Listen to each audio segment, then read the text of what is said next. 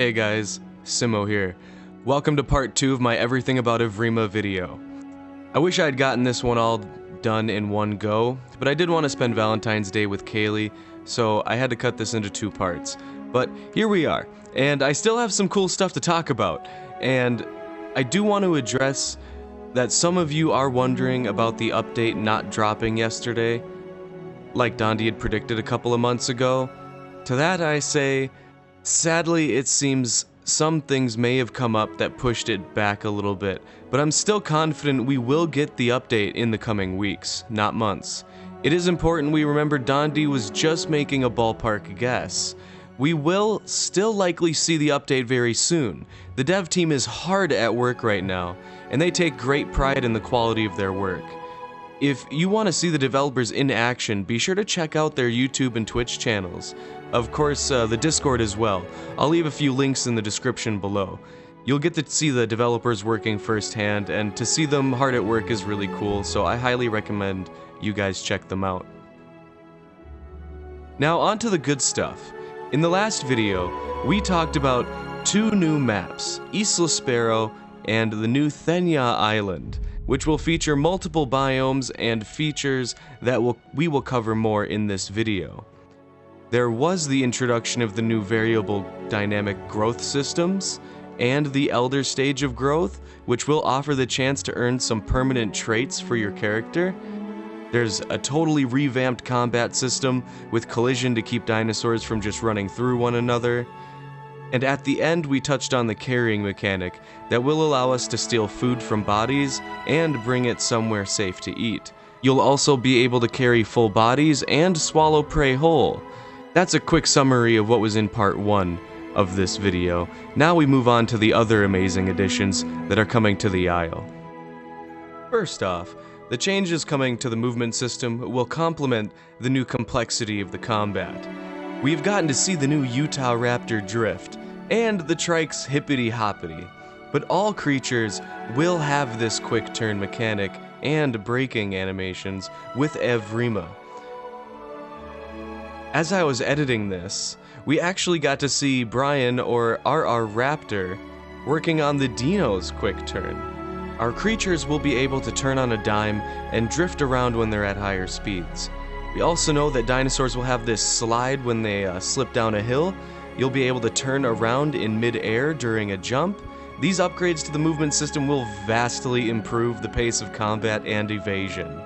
Could you imagine being a Carno, the fastest dinosaur in the game? You will be able to change direction quickly and develop strategies we've never considered before. I mean, I'm certainly not going to be missing the combat system of walking in a circle trying to bite the other person's tail. I'm incredibly excited about this, and I want to know what you guys think down in the comments. I do believe we will get this mechanic on day 1. It seems to be nearly finished, with just the finishing touches like kicking up dust when you're sliding still remaining. Now groups are in for a big change in the way that they work on the Isle. Dondi has indicated to us that the Steam invite system will be how invites will be sent in the future. There will be something like a friends list in the game to handle these invites. And in addition, it seems nest invites will be handled in a similar manner, or possibly be something accessed from the spawning menu. This will eliminate the spamming of invites. Plus, those invites will now clearly indicate what species you'll be accepting an egg for. Now, scent is in progress. From what I have been able to find, we are expecting the system to be more centered around a glowing orb that represents the smell in the game. The entire system's being reworked, and will be much more in-depth and aesthetically pleasing. Instead of the neon glow we currently have to represent scent, you can see here that we have these glowing scents even on the bodies. Now what we're seeing I think is highly subject to change, but it's the direction they're going in. But something really interesting I can tell you is that it appears venom will be closely tied to the scent system. To quickly cover over the venom mechanics, I don't think any of the starting roster will be venomous, but we know of at least 3 venomous creatures that are coming to the game with varying effects for each dino. The scent of the venom will be easily followed by the user, allowing for long-distance tracking and hit-and-run tactics. We know that there will be the Troodon and Dilophosaurus as venomous creatures, as if the Dillo wasn't scary enough already. Now, on the subject of dinosaurs, there is a lot to know here that I'm about to cover, so pay attention. The starting roster is likely to be totally new dinosaurs, with the current creatures we're familiar with getting reworks. The creatures will be reintroduced in batches periodically, with small dinos coming first, and then larger ones coming later on. It looks like on day 1, we'll be starting with a roster of 6 playable dinosaurs. Now, based on what the developers have been working on publicly, I think we'll start with the Tenonto, Utah, Hypsilophodon, Troodon, Deinosuchus, and the Allosaurus. Again, these are just guesses based on what we've been getting to see worked on lately. I don't think the Dino will be playable if it is in on day 1, but let me know what you guys think down in the comments. For those of you who remember when Dondi teased the addition of 14 new dinosaurs, we have learned what all of them are going to be. These will probably be the first dinosaurs introduced after the initial 6, or more, with the original roster there coming after. Now, we got a huge bombshell that won't be good news for Apex mains out there. Apex dinosaurs will not be playable on EVRIMA's launch, so make sure to get some quality time in with your favorite dinosaurs right now. But don't worry, the dinosaurs aren't gone from the game. When EVRIMA launches, Apex Predators will be in the game as AI, and still be available in Sandbox. The lead dev Dondi mentioned that they want to implement some systems to control the Apex Predators' numbers, as overpopulation has become a problem on many servers. But speaking of AI, I don't know what to expect from AI on release date, but we have heard a lot about what is coming. We will likely see a lot of the original roster present in the game as AI on the initial launch. Dondi's talked more about AI becoming group-based in the future. You will likely see AI packs and herds roaming the Isle in future updates. The devs want to allow time for players to test and experience much of the new roster, while the development team also takes their time working on new features for our favorite large creatures. It would really be fascinating to see what kind of ecosystem would rise up if they just eliminated AI for a short time, but I don't think this will be the case. We will see some cool new AI, such as the replacement for the Puertosaurus, the famous Brachiosaurus. So, no matter how many players are on a server, the world will feel full and teeming with life. Just don't expect to see a dinosaur around every turn. This will be a large island. So let's talk a little bit about water denial. For those of us who play carnivores on the Isle, we know what water denial is and that it's a big no-no. Dying in water currently makes a body inedible, but I anticipate the new floating mechanic will be in on day 1. So when someone dies in the water, their body will float on top of the water and drift back to shore. This will help reshape the rules of many servers, which will also be receiving a solid upgrade, with far more variables to help sculpt a unique gameplay experience for each server. I don't know what we can expect on launch though. We've heard a lot about how the dev team wants to make it so the rules will no longer be needed, with natural barriers built into the gameplay. Speaking of natural barriers, this may still be in progress, but we have seen one of the devs, Felipe, working on coastal tides and water levels for other sources on the island. The shoreline lowering and rising, and a river drying up and refilling in some of the videos that we have from Felipe. The new map will have a main island with some smaller islands off the coast. Dondi has said that the tides will be how we will be able to reach these other smaller islands. When the tide is low and the water level drops, it'll expose sandbars where we'll be able to cross. I'm so happy that they're actually adding this to the game. These are the sort of cool environmental challenges I have always wanted to see from the Isle. The drama of being caught out on a sandbar while the high tide comes in will be a fun experience.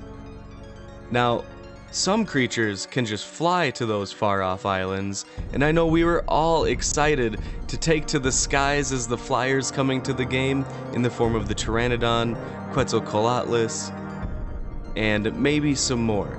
But sadly, I don't believe we'll be playing with flyers on day 1. I would love to be wrong about this, but my money is on the team working hard to make sure that the systems function well and are fun to play. I mean, Dondi has compared the flight mechanics to flying a fighter jet, so I'm sure the team has a really high bar to shoot for. It may be some time until we get our hands on these magnificent creatures, but I am most certain it'll be worth the wait. And of course, guys, the visuals are being overhauled for this game. Weather and lighting have been totally redone and will lead to some beautiful vistas. The weather system will look and act more natural with dynamic transitions between conditions. It is extremely cool to see. Along with the new lighting system, the graphics on the Isle will be on par or superior to some AAA developers. I mean, the level of immersion is going to be incredible. The world will not only look and feel incredibly real, but sound amazing as well. We know each biome will have its own ambient sounds. Like on the beaches of the island, you will hear seagulls above you, and deep in the forests, you'll hear birds in the trees. Sounds will travel dynamically across the environment. A call will sound dampened by a thick forest or blocked by big hills and mountains. I mentioned this in a previous video, but creatures will lose their voice too, as the calls become hoarse and raspy if a dinosaur spam calls. But also, that mechanic will be used to indicate the condition of your dinosaur. For example, if you are low on health, your call may sound weaker and labored. I mean, the sound design overall is just getting a huge step up here. If creatures sprint, they'll be out of breath while recovering their stamina. And there's also a rework of the soundtrack going on, which I'm looking really forward to, because music in a game is really important to me. I mean, it really sets the tone. And some of the Isle's music is great, but I think there's definitely room for improvement. Now, spawning itself may remain much the same at first, but we do have some really interesting things to look forward to. Apparently, in the future, not only will humans be airdropped to the island, but so will dinosaurs. We'll be able to choose regions to airdrop over and steer our descent to get where we want faster. This one may be a ways off and sounds a little silly, but we will have to wait and see what the developers come up with. I'm sure I've missed a bunch of things, but that is it for the most part of what we've learned since the Isle entered Phase 2. We have some exciting sneak peeks coming down the pipe soon, I'm sure, and I'll be sure to keep you guys informed, so keep your eyes peeled. That is gonna be it for this video, guys. Thank you all so much for watching. I'm sorry this video took so long to come out. There's been quite a gap between my Isle news videos lately. I'm gonna try to be focusing more on these uploads here on the channel. I do hope you enjoyed this one. If you did, smash that like button, and I look forward to learning more about what is to come with the Isle. And if you want to see more, make sure you hit that subscribe button too. We will be on the shores of Isla Spera soon, my friends, and I can't wait to join you there. So thank you so much again. I'll catch you guys on the next one. Peace. Goodbye, guys. Hi, Simo. Oh, is that Tyrannical Simo? Yeah, he just resubbed. Mr. I don't f***ing stream when Dondi streams, so I can't ever get f***ing hosted, Simo. F***ing scumbag. I've had my eye on that motherfucker for like 2 weeks. Simo keeps coming and hanging out in my chat. I like Simo. He's on my radar.